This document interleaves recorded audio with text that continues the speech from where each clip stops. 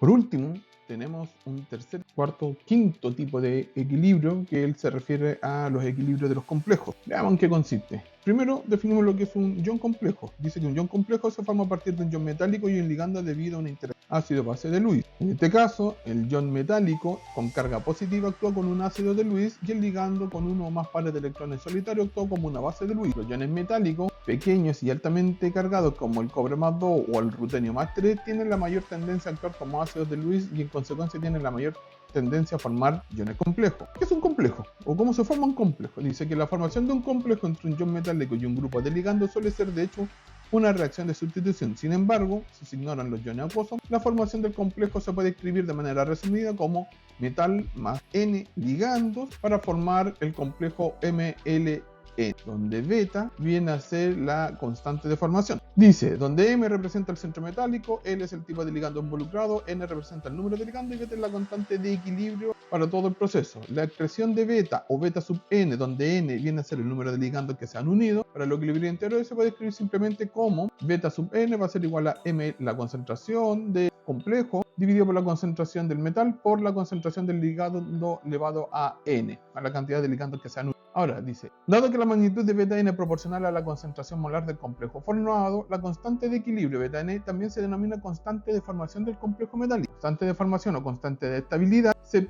puede definirse como la constante de equilibrio por la formación de un complejo en solución. La magnitud de beta n es en realidad una medida de la fuerza de la interacción entre los ligandos que entran en contacto para formar el complejo y el centro metálico. Ahora, sin embargo, también se ha observado que la formación del complejo en la fase de solución se produce mediante una adición paso a paso de los ligandos al centro metálico utilizado. ¿Esto qué significa?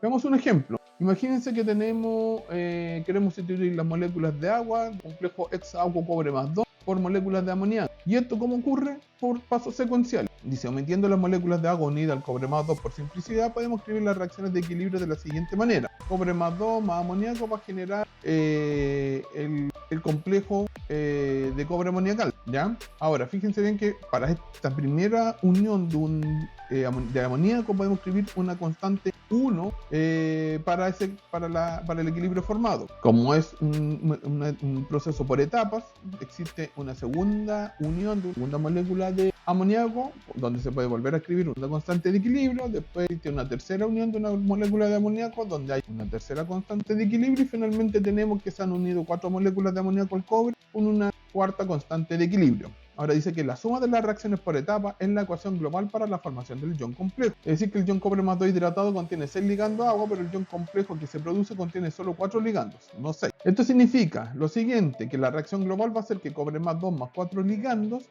de amoníaco forma el tetra amino cobre más 2, el complejo tetramino cobre más 2. Dice que la constante de equilibrio para la formación del ion complejo a partir del ion hidratado se denomina constante de formación, KF. La expresión de la constante de equilibrio para KF tiene la misma forma general que cualquier otra expresión de constante de equilibrio. Y en este caso la forma general va a ser, la forma específica para el equilibrio va a ser, la constante de formación va a ser igual a productos sobre concentración de reacción. Ahora, KF, si ustedes recuerdan, es la suma de todas las ecuaciones químicas del paso a paso. Eso significa que KF es la constante global. La constante global es la multiplicación de K1 por K2 por K3 por K4, perdón. Ahora, también dijimos que cuando ocurría este proceso, está acá destacado, le cobre más 2 más 4 amoníaco para formar el tetraamino cobre más 2, podemos reescribir podemos reescribir ahora esta KF como un beta, ¿sí? Que era la constante de formación. Y podemos indicar la cantidad de ligandos que se han unido, es decir, podemos decir que es un beta 4 que corresponde a la constante de formación del proceso anteriormente. Y con eso entonces terminamos todos los tipos de equilibrio existentes en química.